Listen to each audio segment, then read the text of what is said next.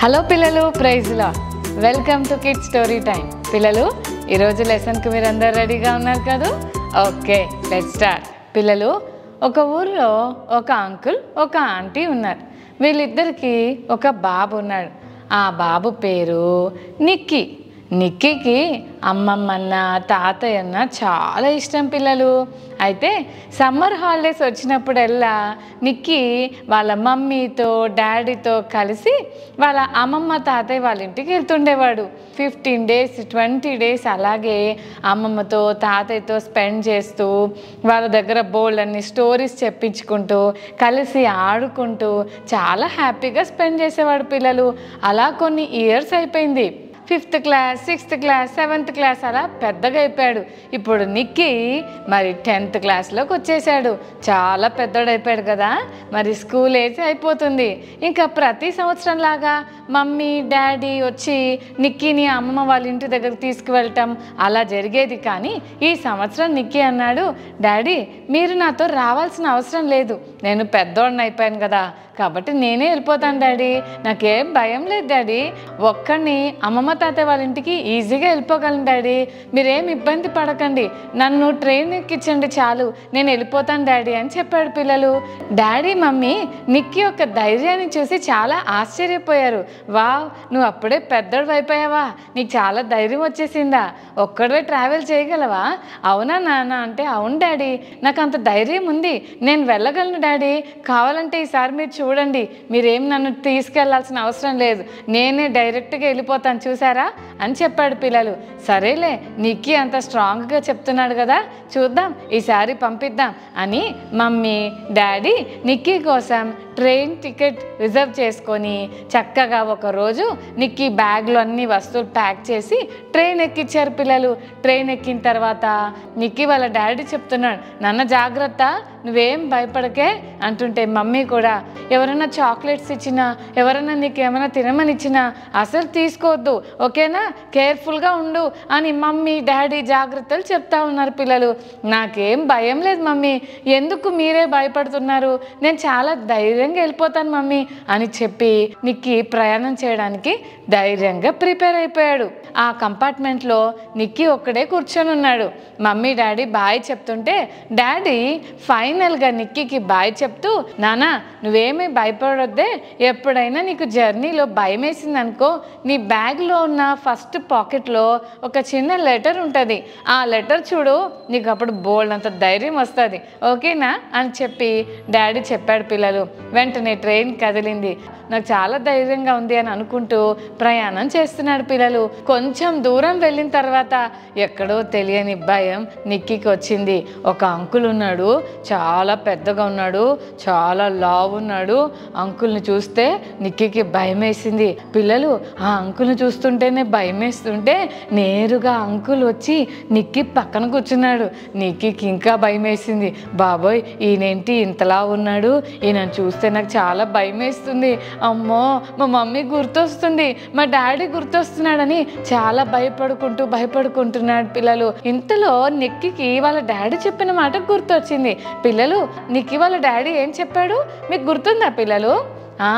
ఏం చెప్పాడు అంటే, నాన్న నీకు భయం వేసినప్పుడు బ్యాగ్లో ఉన్న ఫస్ట్ పాకెట్లో ఒకటి ఉంటుంది, తీసి చదువు అన్నాడు కదా.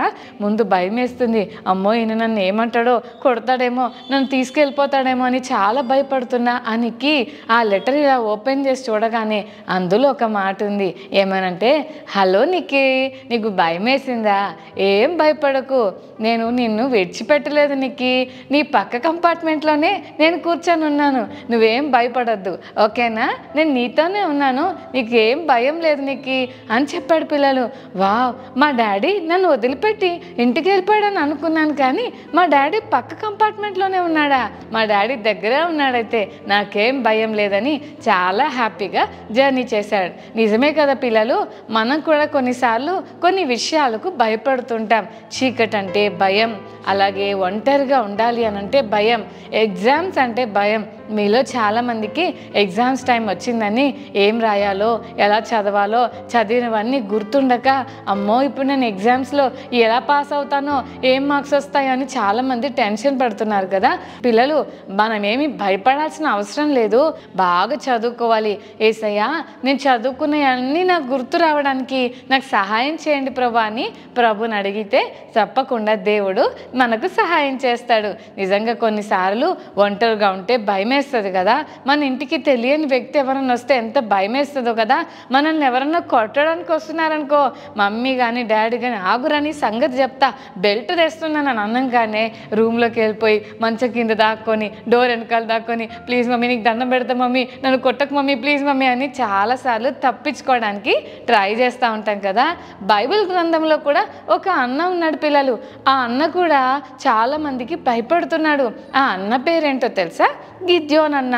గిద్యోన్ అన్న ఆ దేశంలో మిద్యానీయులు అనే శత్రువులు చాలామంది వచ్చి ఇశ్రాయేలు ప్రజల్ని చాలా ఇబ్బంది పెడుతున్నారు పిల్లలు.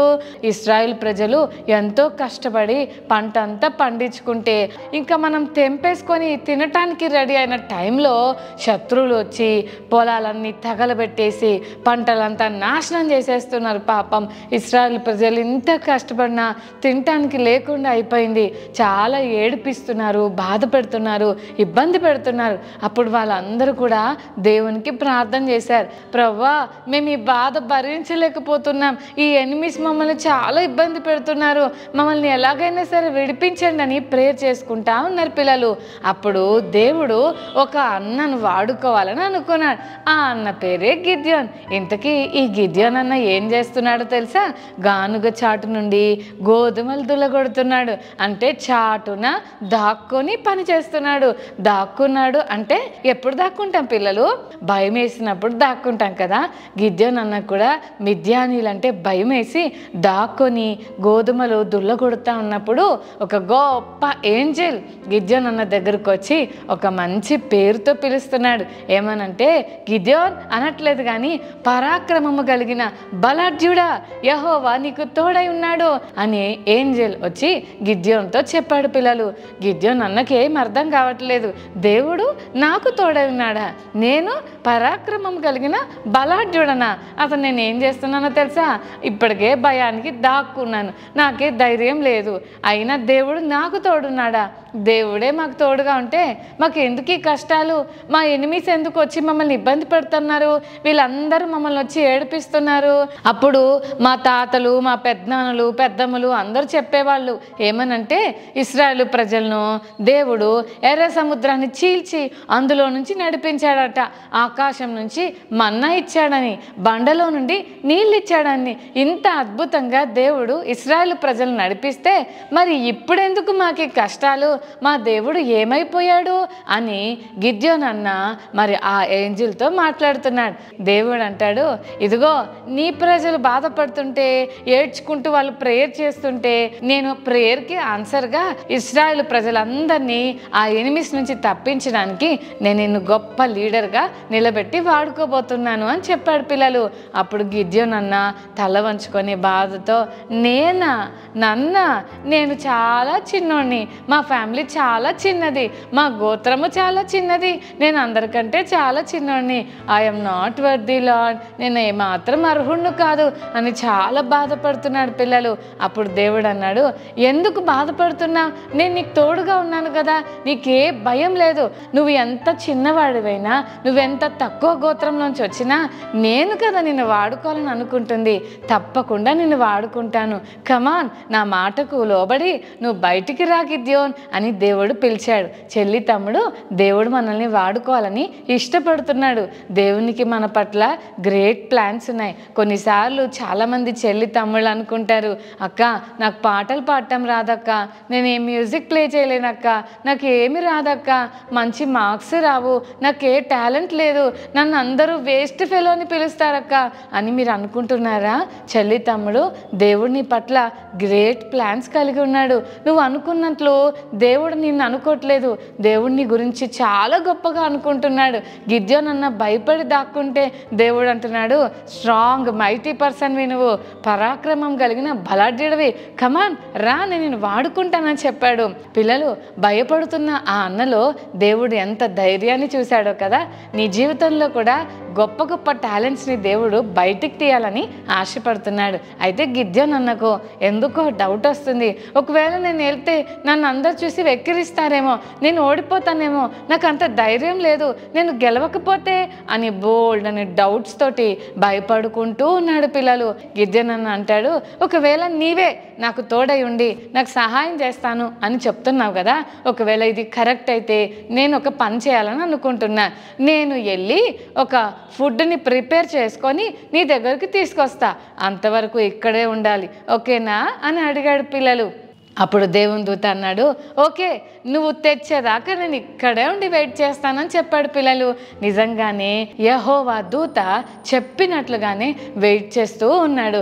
అయితే గిద్యోను అన్న మేకను చంపి దాన్ని వండి ఆ తర్వాత భక్షాలు రెడీ చేసి అవన్నీ వండుకొని తీసుకొని వచ్చి ఒక బలిపీఠం కట్టి దాని మీద అవి పెట్టి అర్పిస్తున్నప్పుడు ఆ దూత మరి ఒక కర్రను చూపించి ఆ అగ్నిల నుంచి మాయమైపోయాడు. నిజంగా దేవుడు నా పక్షంగా ఉన్నాడని ఈ గొప్ప సైన్ వల్ల నాకు అర్థమైందని గిద్యోను అన్నకు చాలా ధైర్యం వచ్చింది. పిల్లలు భయపడుతున్న గిద్యోను అన్న ఇప్పుడు చాలా ధైర్యంగా మారిపోయాడు. ఎంత గ్రేటో కదా. ఈ కిడ్ స్టోరీ టైం ద్వారా మనం ఏం నేర్చుకుంటున్నాం అనంటే, ఇందాక మనం చూసాం కదా, నిక్కీ చాలా భయపడ్డాడు. ఫస్ట్ చాలా ధైర్యంగా ఉన్నాడు, కానీ తర్వాత భయం వేసింది. భయం వేసినప్పుడు నాన్న ఇచ్చిన లెటర్లో ఉన్న ఆ మాటలు చదవగానే గొప్ప ధైర్యం నిక్కీకి వచ్చింది. అలాగే గిద్యోను అన్న ఎనిమీస్కి భయపడి దాక్కున్నప్పుడు దేవుడు మాట్లాడగానే గొప్ప ధైర్యాన్ని దేవుడు గిద్యోను అన్నకి ఇచ్చాడు. చెల్లి, తమ్ముడు, నీ జీవితంలో కూడా భయపడుతున్నావా? నువ్వు ఏ విషయానికి భయపడుతున్నావో ఒక్కసారి ఆలోచించు. ఆ సమయంలో నువ్వు దేవుని వైపు చూడు, తప్పకుండా దేవుడు నీకు సహాయం చేసి గొప్ప ధైర్యం ఇస్తాడు, ఓకేనా. గిద్యోను అన్న భయపడుతుంటే దేవుడు గిద్యోను అన్నకు చెప్పాడు, గిద్యోను భయపడకు, నేను నీకు తోడుగా ఉంటాను అని చెప్పాడు. ఈ కిడ్ స్టోరీ టైం చూస్తున్న చెల్లి, తమ్ముడు, నువ్వు కూడా భయపడుతున్నావా? ఈరోజు దేవుడు నీకు కూడా చెప్తున్నాడు, భయపడొద్దు, దేవుడు నీకు తోడుగా ఉండి నీకు హెల్ప్ చేస్తానని. సో ఎగ్జామ్స్ విషయంలో నువ్వు భయపడొద్దు, దేవుడు నీకు తోడుగా ఉండి హెల్ప్ చేస్తాడు. అన్ని విషయాల్లో ప్రభు నీకు తోడుగా ఉంటాడు, కాబట్టి నువ్వు భయపడాల్సిన అవసరం ఏమాత్రం లేదు, ఓకేనా. మరి ధైర్యం కలిగిన హృదయం మాకు ఇవ్వండి అయ్యా అని యేసయ్యని అడుగుదామా? రైట్, కళ్ళు మూసుకోండి, చిన్న ప్రేయర్ చేసుకుందాం. ప్రేమగల తండ్రి, మీకు వందనాలు ప్రభువా. ఇంతవరకు కిడ్ స్టోరీ టైం ద్వారా మీరు మాతో మాట్లాడినందుకు వందనాలు. భయపడుతున్న నిక్కీకు వాళ్ళ డాడీ మాటలు ఎంత ధైర్యాన్ని ఇచ్చాయో, భయపడుతున్న గిద్యోను అన్నకు ఆ దూత మాటలు ఎంత ధైర్యాన్ని ఇచ్చాయో, ఈరోజు కిడ్ స్టోరీ టైం చూస్తున్న చెల్లి, తమ్ముడు ఏ విషయంలోనన్నా భయపడుతుంటే నీ గొప్ప మాటలతో వారిని ధైర్యపరచండి.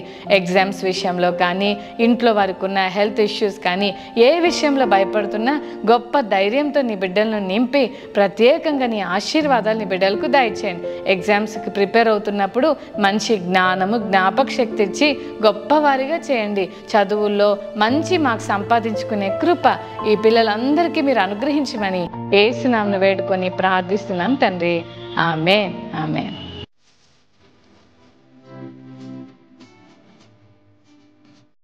ఓకే పిల్లలు, మరి ఈరోజు మెమరీ వర్స్ నేర్చుకుందామా? యెషయా 43:5, ఐజయా 43:5. భయపడకుము, నేను నీకు తోడై ఉన్నాను. మరోసారి నేర్చుకుందామా?